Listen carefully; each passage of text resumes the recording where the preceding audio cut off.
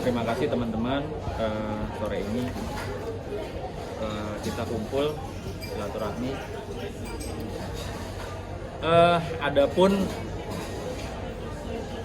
amanah yang harus saya teruskan adalah tadi malam saya dihubungi sama Doktif. Saya dihubungi oleh Doktif yang kebetulan dia sampaikan bahwa dia mau berangkat umroh.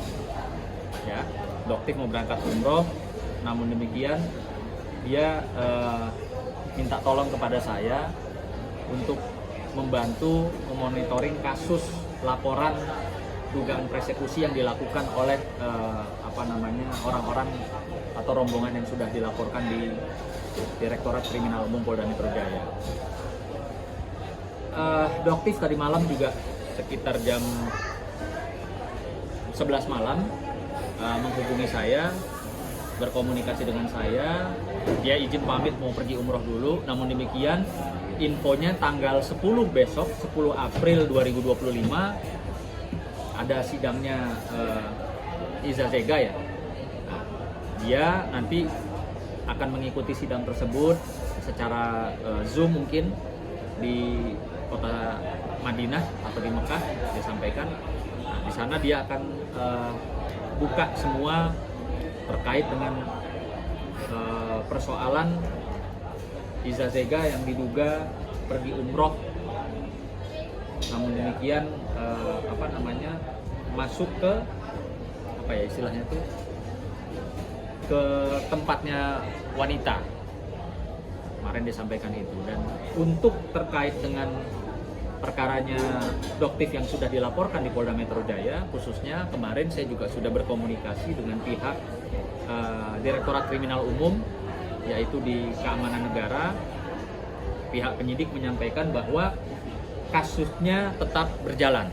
Jadi sampai dengan saat ini tidak ada kendala.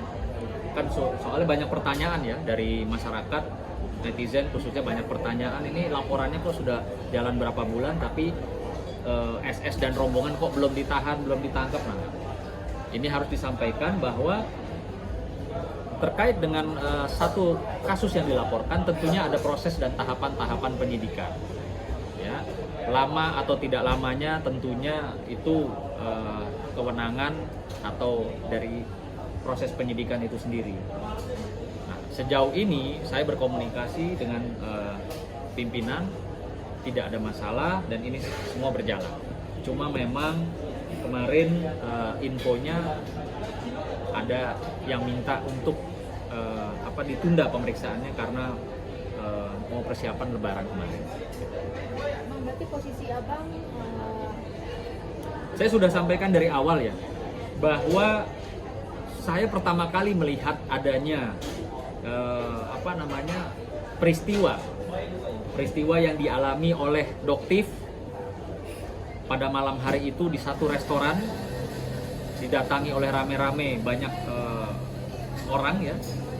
Dia dipaksa untuk menyatakan sesuatu, dia tidak boleh masuk ke mobilnya.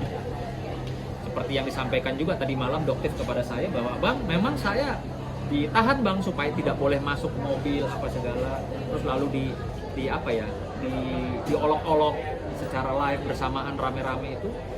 Saya sampai saat menyatakan gitu ya, kalau mungkin itu terjadi sama istri saya, mungkin saya yang akan lebih dulu masuk penjara, karena saya nggak akan bisa terima kalau ada orang yang memperlakukan seperti apa yang dialami oleh Doktif gitu ya. Dan kebetulan dari awal kejadian, esok harinya saya berkomunikasi dengan suaminya Doktif, yang dimana beliau adalah seorang pengacara senior dan juga sahabat dan kawan baik saya. Ya, saya berkomunikasi, suaminya juga menyampaikan, Nan, malam itu abang tidak ada di Jakarta.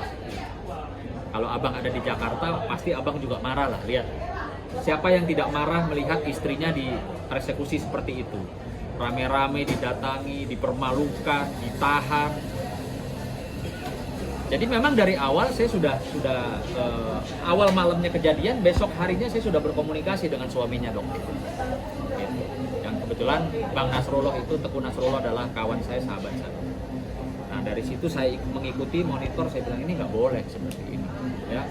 Ada caranya. Kalau memang si SS dan rombongannya merasa dirugikan atau merasa tidak senang, kan ada caranya. Ada caranya yang lebih beradab lah, gitu ya. Nggak dengan cara datengin orang rame-rame ya, lalu dipaksa, ditekan. Saya rasa itu perbuatan yang ya tidak baik lah, gitu. Siapapun sebagai seorang suami pasti marah kalau melihat istrinya diperlakukan seperti itu. Nah, adapun kemarin Doktif juga sudah mengirimkan ke saya laporan polisinya, dan saya terus berkomunikasi dengan pihak penyidik Polda Metro Jaya bahwa kasus ini terus berjalan, ya. Karena banyak juga pertanyaan dari masyarakat, netizen, ada apa kasusnya tidak berjalan? Ya, saya harus sampaikan kasusnya berjalan, gitu. Bener nggak sih Doktif ini gagal umroh atau seperti apa sih? Karena kan semalam itu pihak dari Panimat menyebut bahwa dia gagal umroh karena status tersangkanya itu. Bener nggak sih? Nggak ada itu. Jadi gini, kalau untuk tersangka, ya, selama belum ada pencekalan, apalagi terkait dengan ibadah, saya rasa itu nggak jadi persoalannya, gitu loh. Pihak yang berwenang kan tidak mengeluarkan pencekalan. Jadi saya minta juga udahlah, stop lah, ya. Siapapun itu, tentunya dari pihak manapun nggak usah berkoar-koar atau mendahului proses hukum, gitu, nggak usah. Ya, kalau udah dilaporin, udah diem aja gitu loh.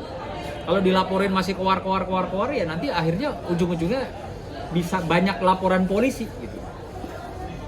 Kan saya juga kemarin sudah ketemu, ya, saya sudah ketemu dengan Bang Petrus Balapationa, kuasa hukum dari pihak terlapornya Doktif.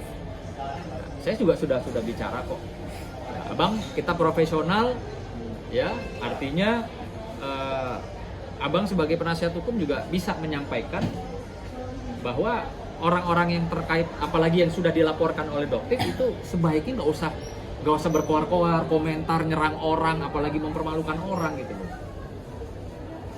Saya nggak yakin sih kalau siapapun dia orang itu siap untuk masuk, ya, untuk berhadapan dengan banyak laporan polisi.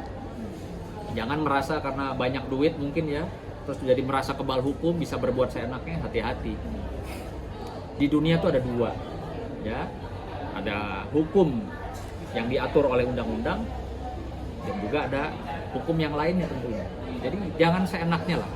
Jangan berpikir Anda punya banyak uang, Anda punya kenalan mungkin jenderal apa, terus bisa berbuat seenaknya sama orang. Jangan, ya. Karena nanti kalau Tuhan marah, kalian kena batunya. Itu aja pesan dari saya. Berarti kabar